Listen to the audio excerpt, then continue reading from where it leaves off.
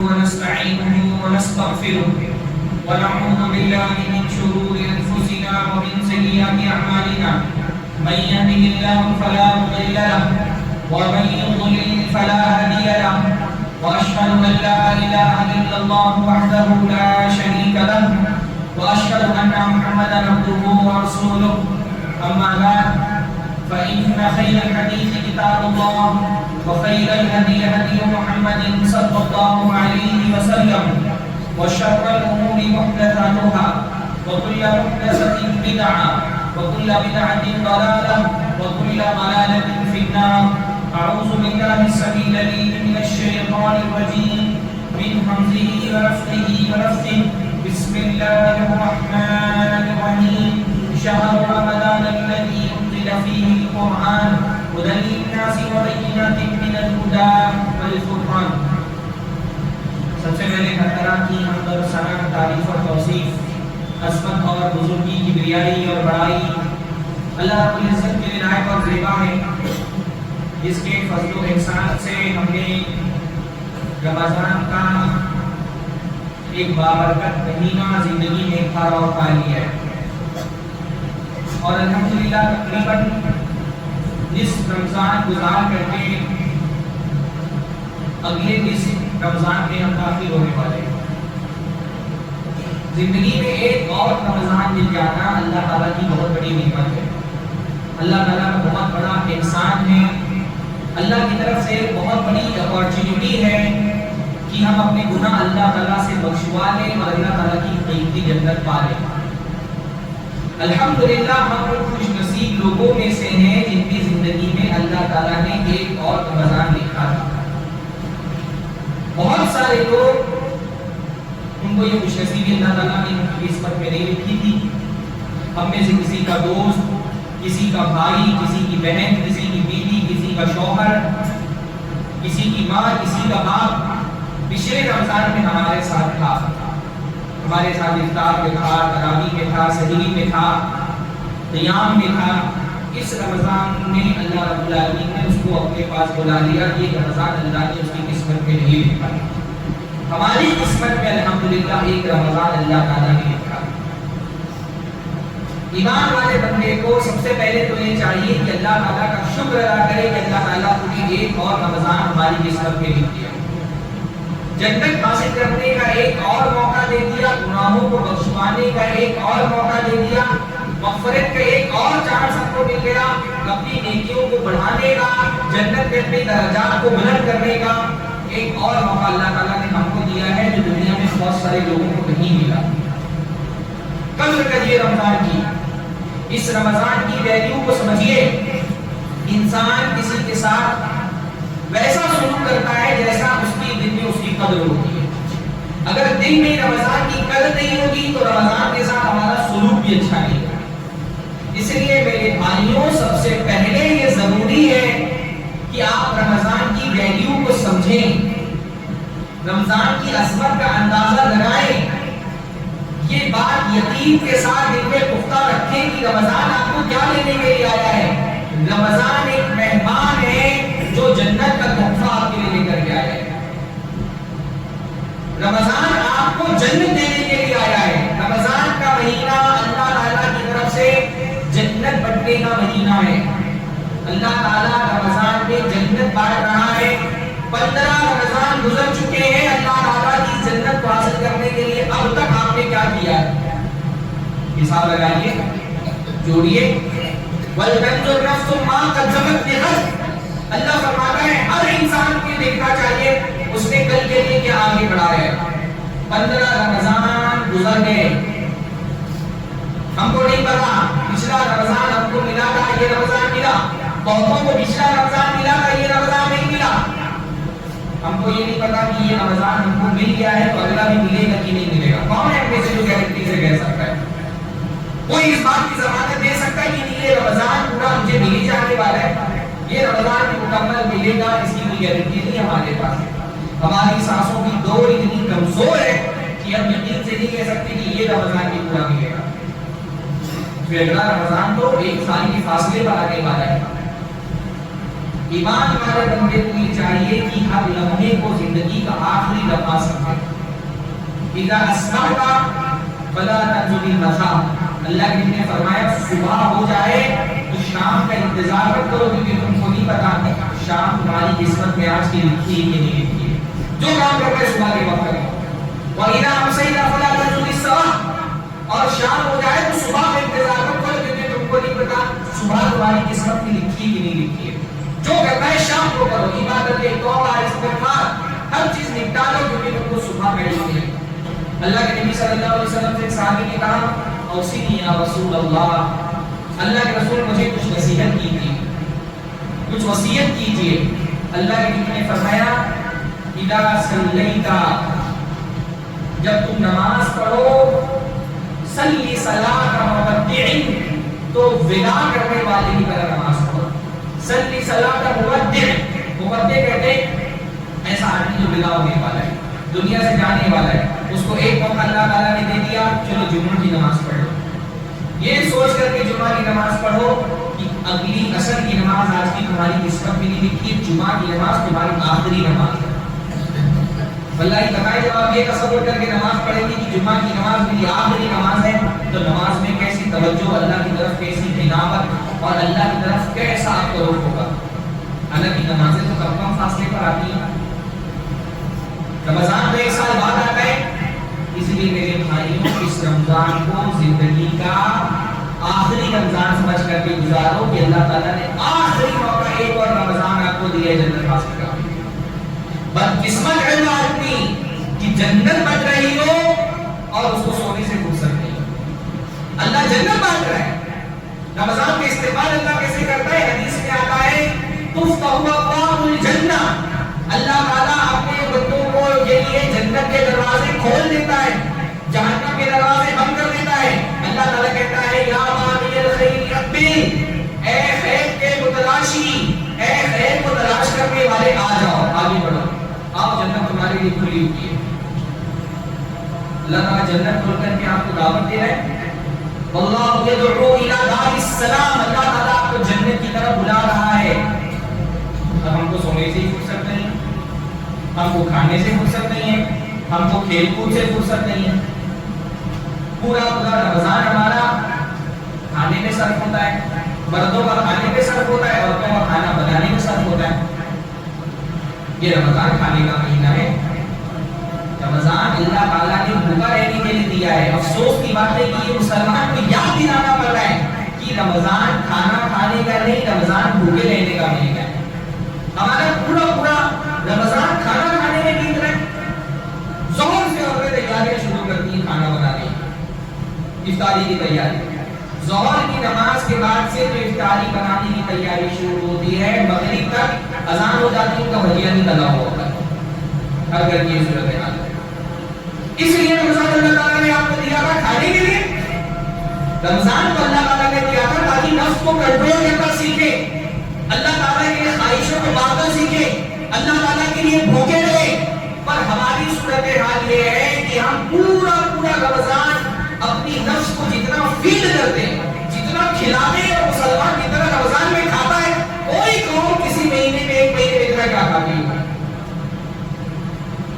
یہ کھانے کے لیے مہینہ دیا تھا اللہ تعالیٰ نے. یہ مہینہ دیا تھا تاکہ نفس کو پریکٹس کراؤ اللہ تعالیٰ کے لیے اپنی آرزویں مارنے کی. ہم کو اپنی آرزوؤں کی تکمیل کا مہینہ رمضان کو ہم نے بنا لیا. کھائے جا رہے ہیں، جیسے لگتا ہے اللہ تعالیٰ نے رمضان کھانے کے لیے دیا ہے. مغرب تک کے افطار تیاری ہو رہی ہے، عشاء کے بعد سے مغرب کے بعد سے کھانے کی تیاری شروع ہو جاتی ہے. بہت لاد دیا ہے ہم نے. رمضان کو ہم نے کھانے کی تیاری کا مہینہ بنا دیا ہے. آدھا مہینہ کھانے کی تیاری میں جاتا ہے، آخری اشیاء شروع ہوتا ہے، یہ تیاریاں شروع ہو جاتی ہیں. بازار بھرے ہوئے ہیں. سوچیں ہماری بدقسمت، یہ ہمارا سلوک ہے رمضان کے ساتھ. رمضان اللہ تعالیٰ نے گناہوں کی بخشش کے لیے دیا تھا. ہمارا رب بڑا کریم ہے، بڑا رحیم ہے، ہم پر بڑا مہربان ہے. وہ ہم کو عذاب نہیں دینا چاہتا، وہ ہم کو جہنم میں نہیں ڈالنا چاہتا، لیکن اس کا عدل یہ تقاضا کرتا ہے کہ کچھ لاؤ دے دیا تاکہ تم کو جہنم سے آزاد کر دوں. تمہیں ایک موقع دیتا ہے رمضان میں، تھوڑی سی محنت کر لو، رمضان کے اندر جہنم سے آزادی مل جائے گی. وَلِلَّهِ مُتَقَاءٌ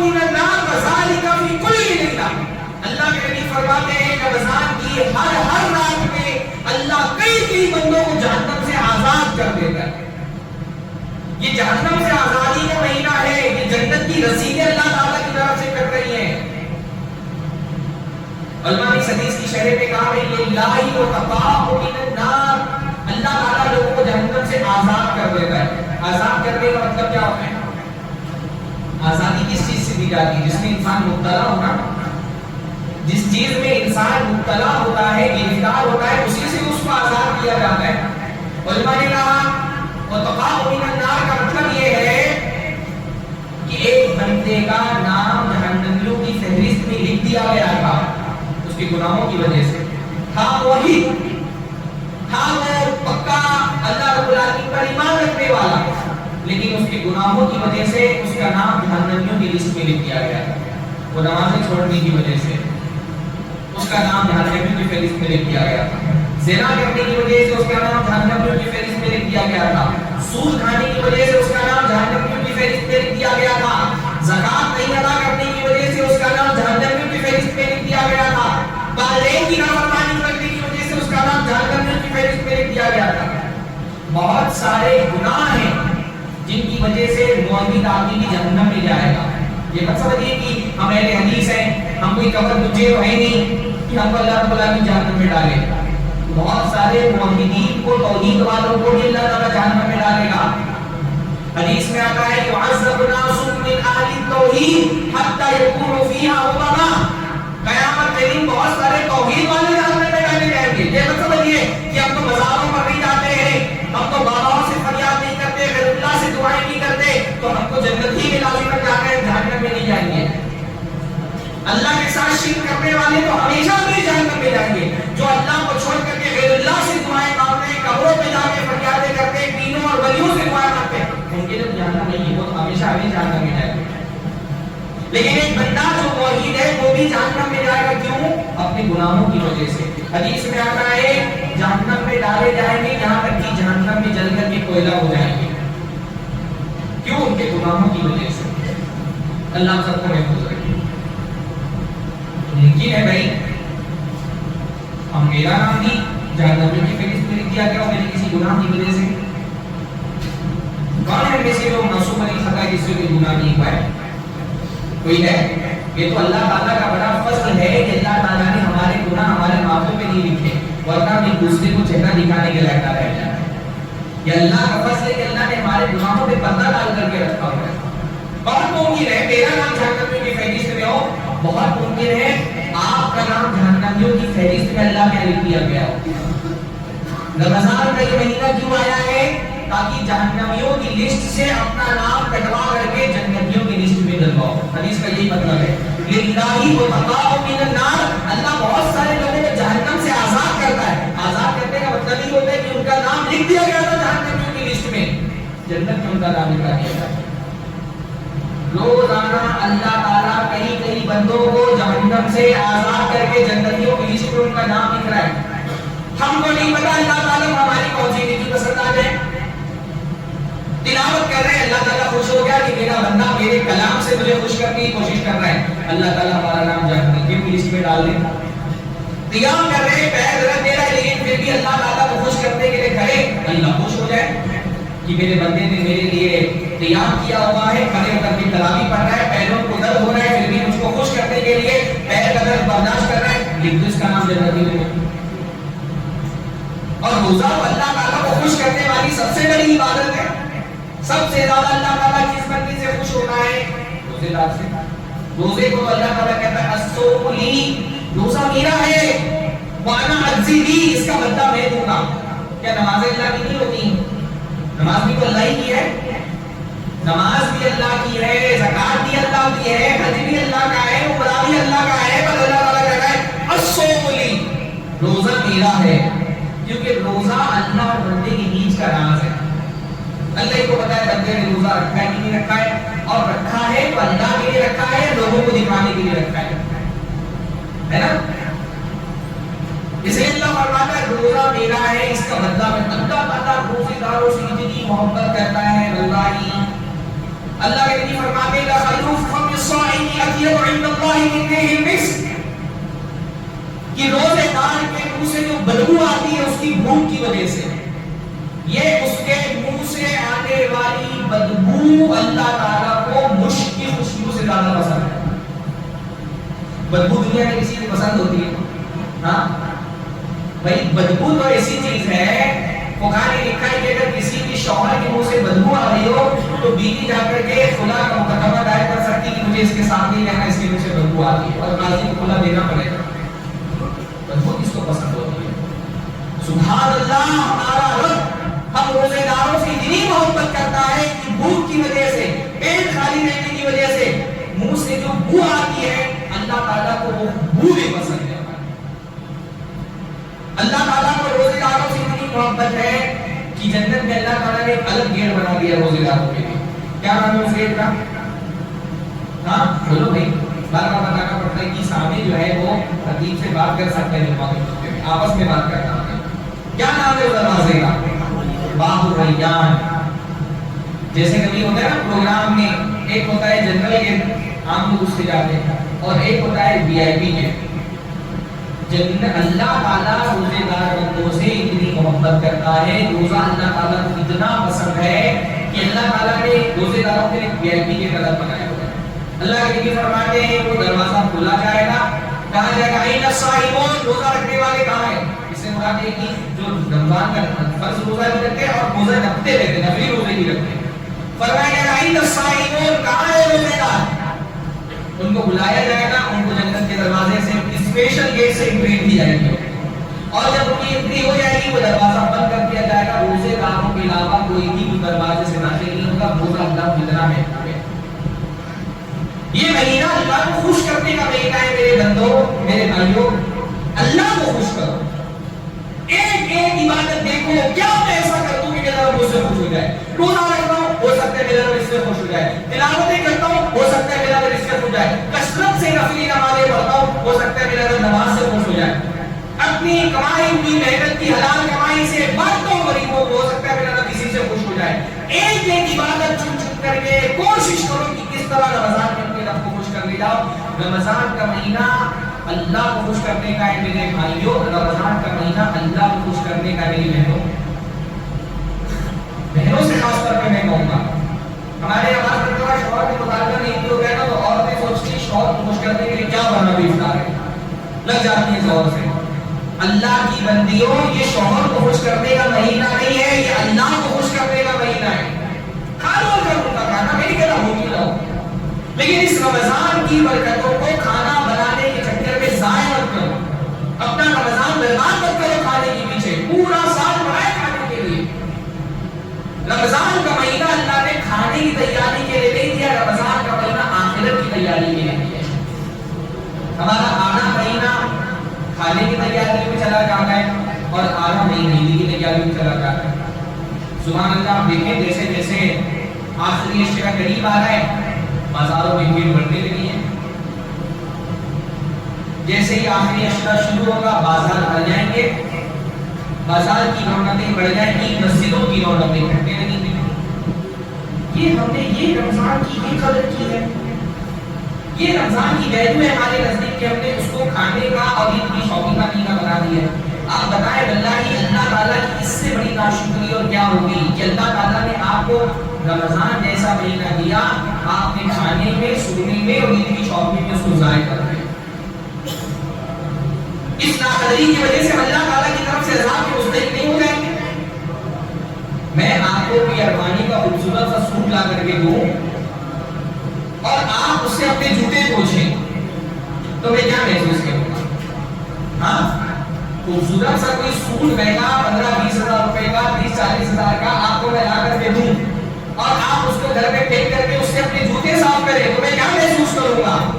یہی سلوک ہمارا رمضان کے ساتھ۔ اللہ تعالیٰ نے ہم کو رمضان دیا تاکہ ہم جنت حاصل کر لیں، ہم رمضان کھانا کھانے میں لگا دیتے ہیں۔ اللہ تعالیٰ آخری اشرا ہم کو دیتا ہے تاکہ ہم اپنے گناہوں کی مغفرت کرا لیں، ہم کو پورا آخری اشرا بازاروں میں لگا دیتا۔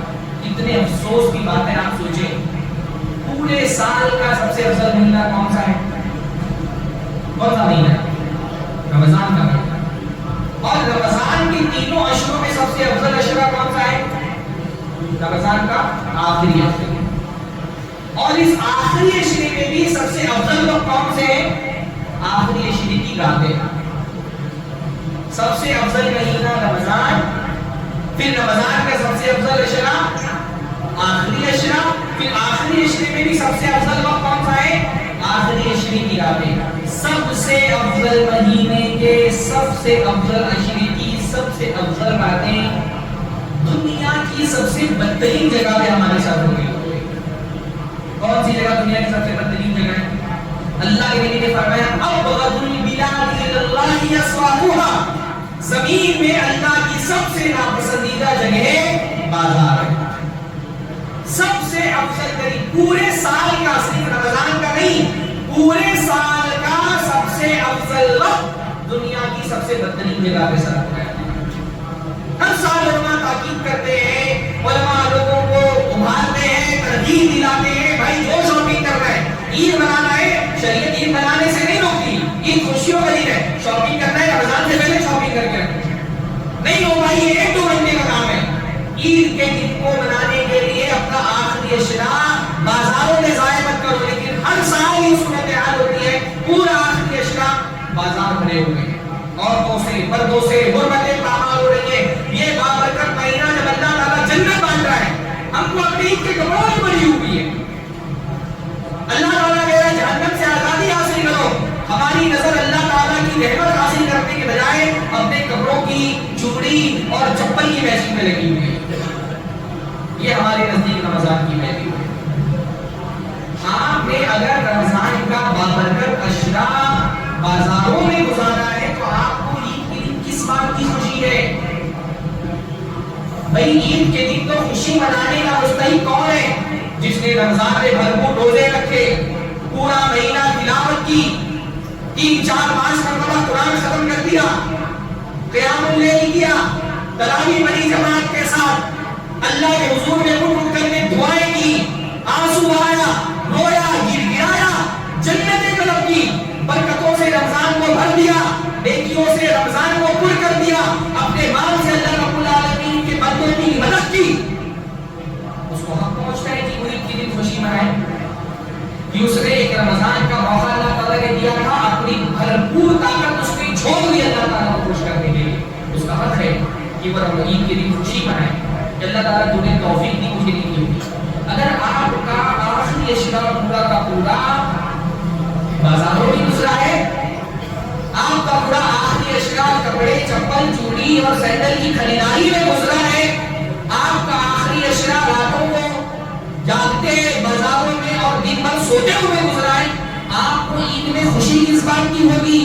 آپ کو تو عید کے دن ماتم منانا چاہیے، سوگ منانا چاہیے آپ کو عید کے دن کہ اللہ تعالیٰ نے ایک موقع آپ کو جنت حاصل کرنے کا دیا تھا، وہ آپ نے بازاروں میں ضائع کر دیا۔ آپ بدقسمت لوگ ہیں۔ اگر رمضان کا یہ اشرا کھانا کھانے میں جا رہا ہے، سونے میں بیت رہا ہے، کھیلنے کودنے میں جا رہا ہے، اگر رمضان کا یہ اشرا اس لیے گزر رہا ہے کہ رمضان کی اس اشرے میں آپ سوشل میڈیا پہ لگے ہوئے ہیں، تو آپ کو عید کے دن خوشی نہیں، سوگ منانا چاہیے، ہنسنا نہیں چاہیے، رونا چاہیے عید کے دن۔ آپ ان لوگوں میں سے ہیں جن کے بارے میں اللہ کے نبی صلی اللہ علیہ وسلم نے فرمایا وَعِمَ أَنْفُ رَجُلٍ أَدْرَكَ رَمَضَانَ وَلَمْ يُغْفَرْ لَهُ، اس آدمی کی ناخوالود ہو، بدقسمت ہے وہ آدمی کہ رمضان جیسا مہینہ پا کر کے بھی اپنی مغفرت نہیں کرا سکا۔ اللہ تعالیٰ کی رحمتوں کی بارش ہو رہی تھی، پھر بھی اس کا دامن سوکھا کا سوکھا رہ گیا، ایسا آدمی اس کو ماتم منانا چاہیے۔ میرے بھائیوں، علماء نے کہا ہے کہ مہمان کا استقبال اچھا نہیں کر سکتے ہو تو کم سے کم اس کی وداعی اچھی کرو۔ بات سمجھ آئی کیا بول رہا ہوں؟ اگر رمضان کا استقبال اچھا نہیں کر سکے، ٹھیک ہے 15 دن غفلت میں بیت گئے، انما الاعمال بالخواتیم، اعمال کا دار و مدار خاتمے پر ہے۔ استقبال اچھا نہیں کر سکے تو کم سے کم وداعی اچھی کرو، ابھی بھی موقع ہے، ابھی بھی مہلت ختم نہیں ہوئی ہے، مغفرت کرانے کے لیے انشاءاللہ رمضان کا ایک دن بھی کافی ہے۔ امام ابن جوزی رحمہ اللہ نے جگہ فرمایا لو قیل لأہل القبور تمنوا، اگر قبر والوں سے کہا جائے تمنا کرو، چاہو مانگو، تقاضا کرو کیا چاہتے ہو.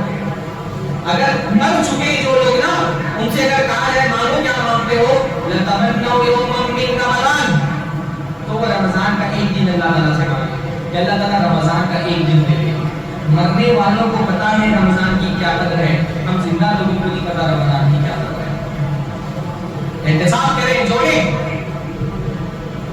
15 دن گزر گئے، ایک قرآن ختم ہوا، ایک قرآن بھی ختم کر سکے. 15 دن گزر گئے، اطاعت اور فرما برداری کے کیا تلاوتیں ہوئی، کتنا قرآن کی دروس میں آپ شریک ہوئے، کتنی عبادتیں کی، اللہ کے راستے میں کتنا خرچ کیا، کیا کر دیا آپ نے اللہ تعالیٰ کو خوش کرنے کے لیے کہ اللہ تعالیٰ آپ کو جنت دے.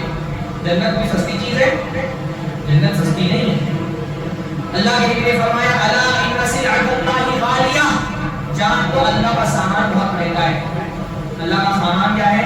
الا ان سلعۃ اللہ جنہ، اللہ کا سامان ہے جنت، اور جنت بہت مہنگی ہے. جنت سستی نہیں ہے. جنت حاصل کرنے کے لیے صحابہ نے اپنی جانیں قربان کر دی تھی. جنت سستی نہیں ہے، لیکن رمضان کے مہینے میں اس مہنگی جنت پر اللہ تعالیٰ آفر لگا دیتا ہے. سستے میں دے اللہ تعالیٰ، تھوڑی سی محنت کرنی ہے. ایک مہینے کا موقع اللہ تعالیٰ نے دے دیا ہے، ایک مہینہ اللہ تعالیٰ کو دے دو. اگر ایک مہینے کی محنت پر اللہ تعالیٰ جنت دے دے تو یہ سستی قیمت، سستا سودا ہے. ہاں، اور صرف جنت دے نہیں دے، اللہ تعالیٰ جنت میں درجات بلند کر دے. حضرت طلحہ بن عبید اللہ، اللہ کے نبی صلی اللہ علیہ وسلم کے ایک صحابی، وہ فرماتے ہیں کہ دور دراز علاقے سے دو لوگ اللہ کے نبی صلی اللہ علیہ وسلم کے پاس آئے.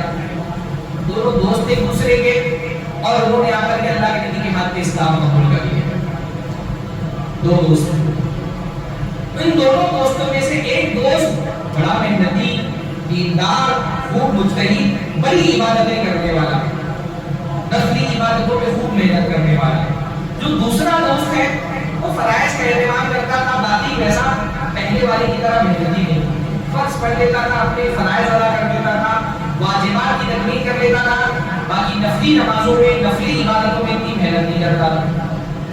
اب یہ جو مجتہد دوست تھا، جو خوب دیندار بھی تھا، وہ ماشاءاللہ جہاد میں نہیں گیا اور جہاد میں شہید ہو کر کے شہید ہو گئے.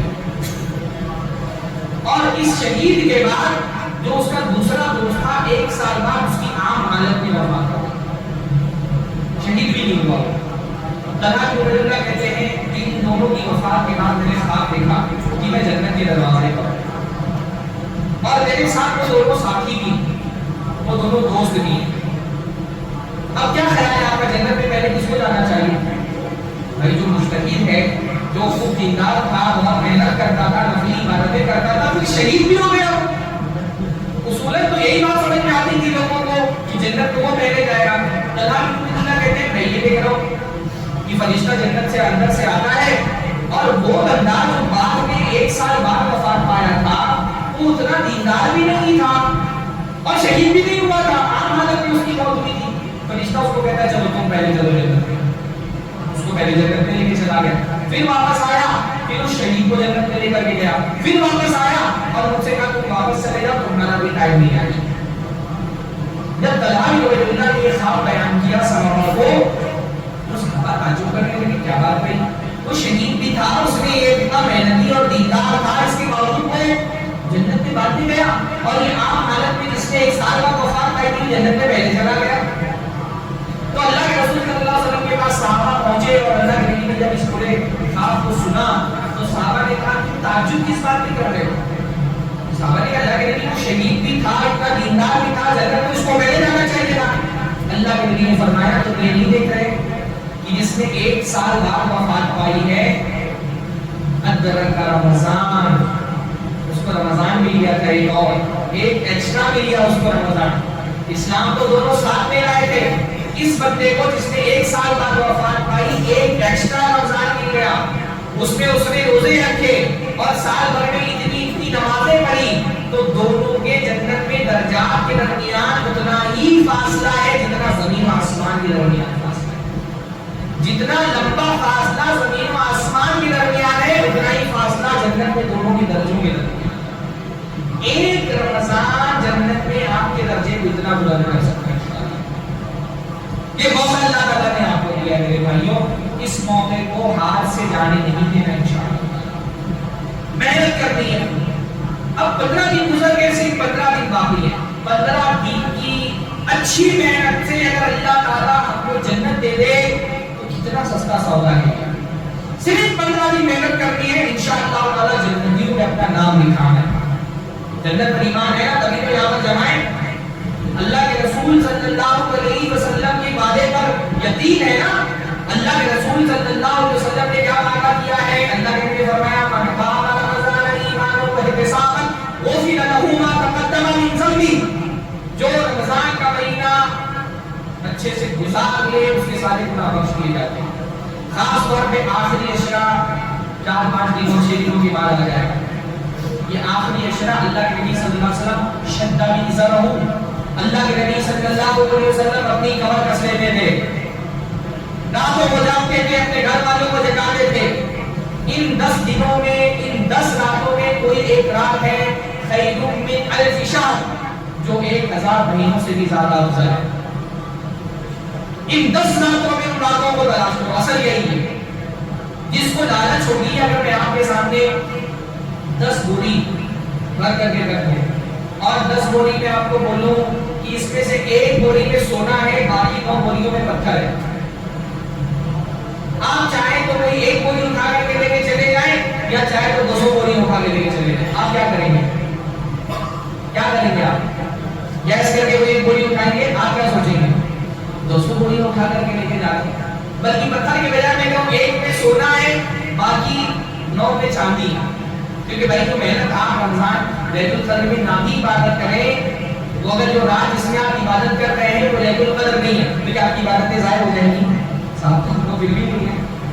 تو میں اگر کہوں کہ ایک بوری میں سونا ہے، باقی 9 بوریوں میں چاندی بھری ہوئی ہے، تو آپ کیا سوچیں گے؟ صرف سونے والی بوری اٹھا دوں کوئی گیس کر کے نہیں نا۔ تو یہ جو آگے 10 دن آنے والے ہیں، 10 راتیں آنے والی ہیں، ان 10 راتوں میں لازماً کوئی ایک رات ایسی ہے جو 1000 مہینوں سے بھی زیادہ افضل ہے۔ ایک رات کی عبادت میں انشاءاللہ تعالیٰ آپ کو 1000 مہینوں کی عبادت کا ثواب ملنے والا ہے۔ اتنا بڑا چانس اللہ تعالیٰ نے آپ کو دیا ہے، کیا آپ اس کو ضائع کریں گے؟ میری بہنوں، کیا آپ اس کو ضائع کریں گی؟ اس کو ضائع نہیں کریں انشاءاللہ۔ پورے 10 مہینے، 10 دن، 10 راتیں پوری انشاءاللہ تعالیٰ۔ ٹھیک ہے ہم کمزور اللہ تعالیٰ کے بندے ہیں، لاچار ہیں، شیطان کے بہکاوے میں آ جاتے ہیں، نفس کے بہکاوے میں آ جاتے ہیں۔ گزر گئے 15 رمضان، جو محنت ہونی چاہیے تھی نہیں ہو پائی، لیکن انشاءاللہ تعالیٰ ان 10 دنوں کو ضائع نہیں ہونے دیں گے انشاءاللہ تعالیٰ۔ دیکھیے بڑے بڑے شیطان قید ہوئے، چھوٹے شیطان قید نہیں ہوتے۔ اللہ کے نبی صلی اللہ علیہ وسلم نے فرمایا صفدت الشیاطین، شیاطین قید کر لیے جاتے ہیں، لیکن کون سے شیاطین؟ جو سرکش جن ہوتے ہیں ان کو قید کیا جاتا ہے۔ چھوٹے چھوٹے شیطان چھوٹے ہوتے ہیں۔ وہ جو واقعہ ہے کیسے کہ ابو ہریرہ رضی اللہ تعالی عنہ صدقۃ الفطر کا مال وہ اس کی حفاظت کر رہے تھے اور ایک شیطان آیا، لمبا واقعہ ہے جس نے آیت الکرسی سکھائی تھی حضرت ابو ہریرہ، وہ رمضان ہی کا مہینہ تھا، صدقۃ الفطر رمضان میں نکالا تھا۔ تو چھوٹے چھوٹے شیطان کھلے ہوتے ہیں، وہ پوری کوشش میں لگے ہیں کہ رمضان کی برکتوں سے آپ کو فائدہ نہ اٹھانے دیں۔ اچھا شیطان بھی جو قید ہوتے ہیں وہ جنوں میں سے جو شیطان ہے وہ قید ہوتے ہیں، انسانوں والے شیطان کھلے ہوئے، انسانوں کے شیطان قید نہیں ہوتے۔ شیطان صرف جنوں میں نہیں ہوتے، شیطان انسانوں میں بھی ہوتے ہے نا۔ ہم سورہ ناس میں پڑھتے ہیں من الجن والناس، کہ جنوں میں بھی جو شیطان ہے اللہ تعالیٰ ان سے بھی تیری پناہ چاہتے ہیں، اور انسانوں میں بھی کچھ شیطان ہوتے ہیں جو آپ کی عبادتوں کے پیچھے لگے ہوتے ہیں، ان سے بھی تیری پناہ چاہتے ہیں۔ تو انسانوں والے شیطان بھی آپ کا رمضان خراب کرنے کی کوشش کریں گے۔ لیلۃ القدر میں آپ مسجد میں بیٹھ کر کے قرآن پڑھ رہے ہوں گے، آپ کے پاس آگے بولیں گے چل چائے پی کے آتے ہیں، ہاں ایک چائے پلانے کے چکر میں آپ کا 2 گھنٹہ لے لیں گے۔ ایک چائے کے چکر میں لیلۃ القدر کا 2 گھنٹہ میں کوئی آپ کا کھا جائے، اس سے بڑا دشمن آپ کا کون ہوگا؟ بات سمجھ آ رہی ہے کیا بول رہا ہوں؟ لیلۃ القدر چائے پلانے کے لیے، کھانا کھلانے کے لیے، سحری کی دعوتیں اڑانے کے لیے نہیں آتی ہے، لیلۃ القدر آتی ہے جنت حاصل کرنے کے لیے۔ انسانوں والے شیطان آزاد ہیں، وہ پوری کوشش میں لگے ہیں آپ کا رمضان خراب کرنے کے لیے۔ وہ یوٹیوب پر بیٹھ کر آپ کا رمضان خراب کریں گے، وہ انسٹاگرام پہ بیٹھ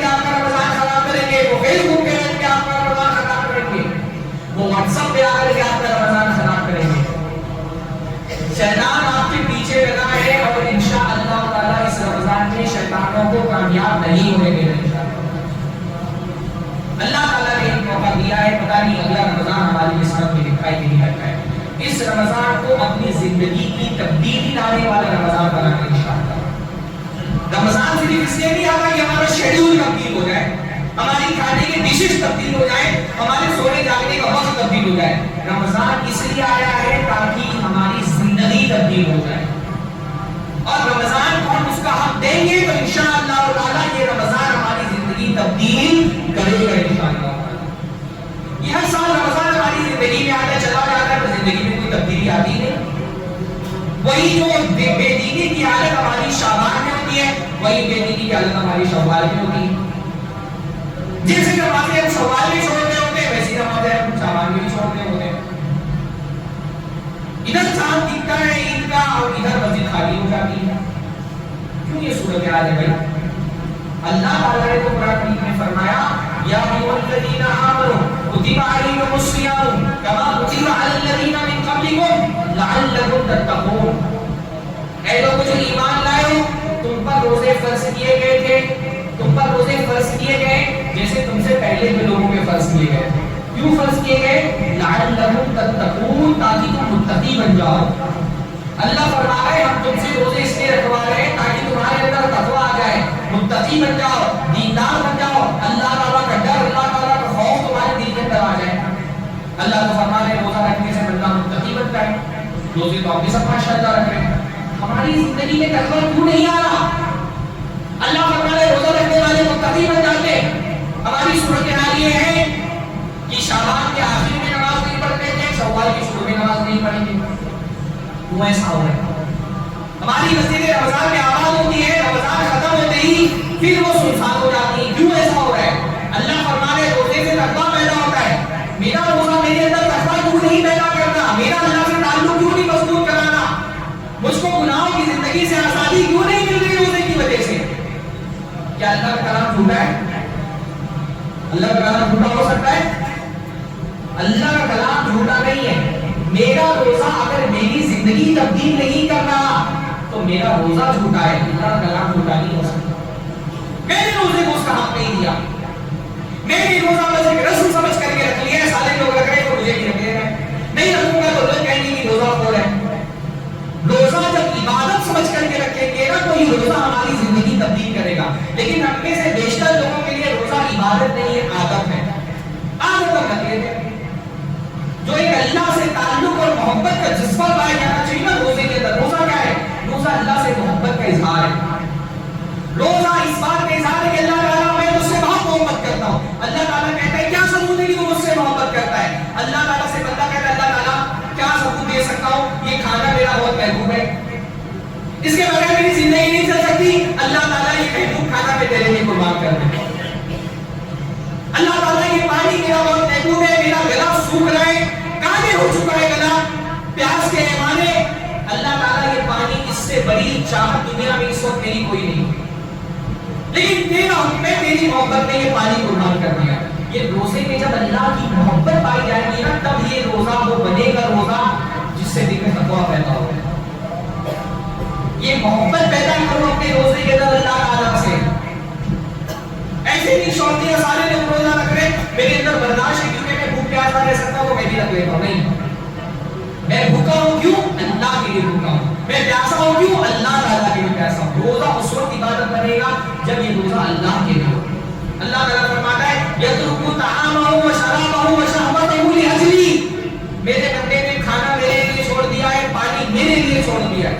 جب یہ روزہ اللہ کے لیے ہوگا نا تو یہ روزہ ہماری زندگی کو تبدیل کرے گا۔ یہ بھوک اور پیاس اللہ کے لیے ہونی چاہیے۔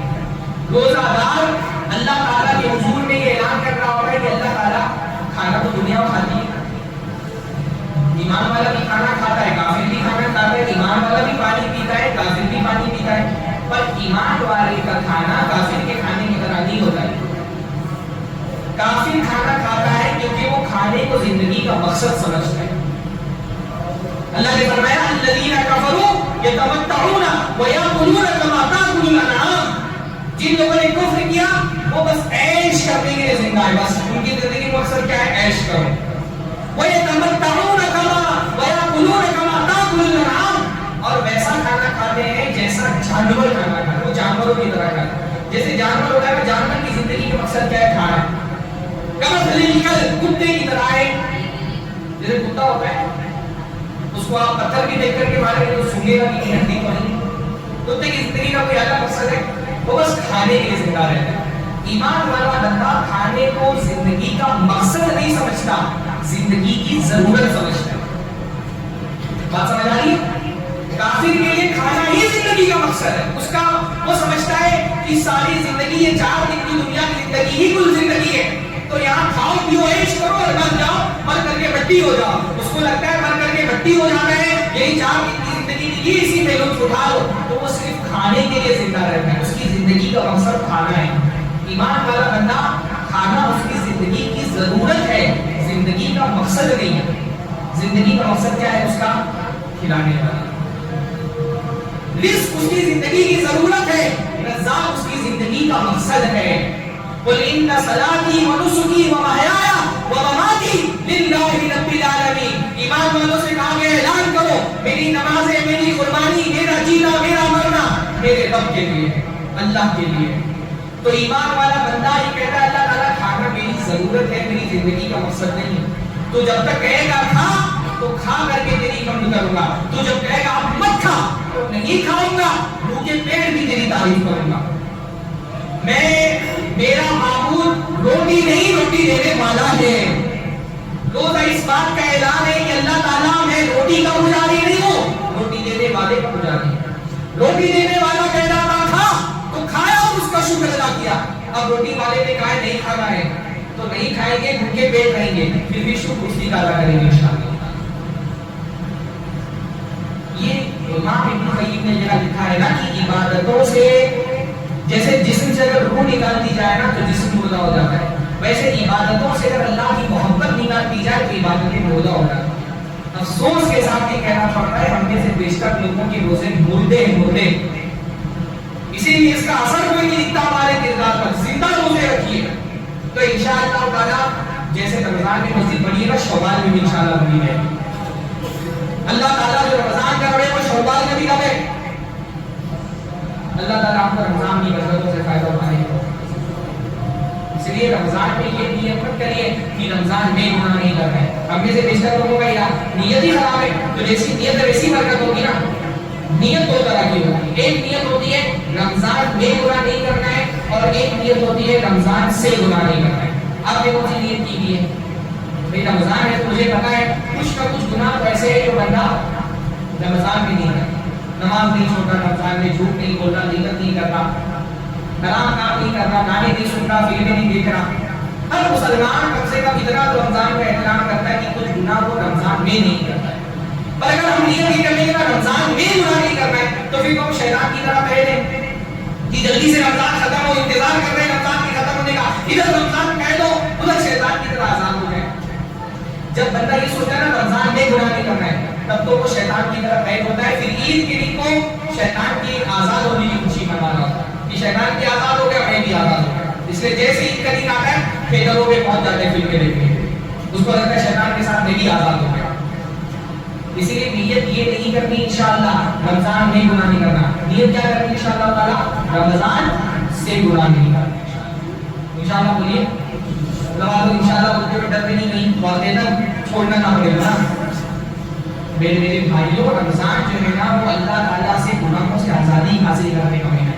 توفیق مانگو اللہ تعالیٰ سے کہ اللہ تعالیٰ رمضان کی اس بابرکت مہینے میں کچھ گناہ ہم سے چھوٹ گئے, اللہ تعالیٰ توفیق دے کہ رمضان سے یہ گناہ چھوٹ جائے.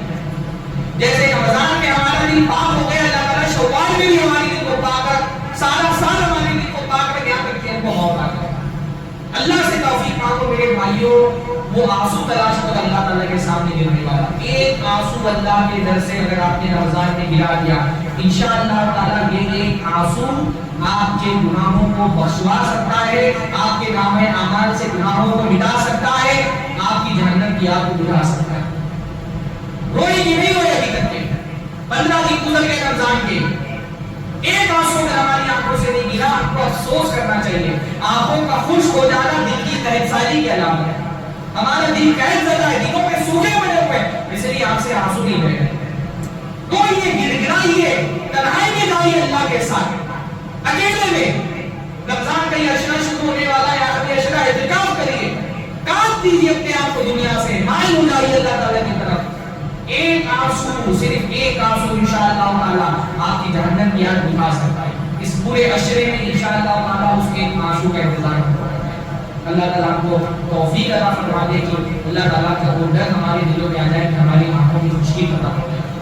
اللہ تعالیٰ اللہ کے سامنے رونے والا، گڑگڑانے والا، معافی مانگنے والا ہم کو بنا دے۔ رمضان کا یہ موقع اللہ تعالیٰ نے دیا ہے، اس موقع سے بھرپور فائدہ اٹھانے کے اللہ تعالیٰ توفیق نصیب فرمائیں۔ اقول قولی ھذا واستغفر اللہ لی ولکم ولسائر المسلمین فاستغفروہ انہ هو الغفور الرحیم۔ وآخر دعوانا الحمد للہ۔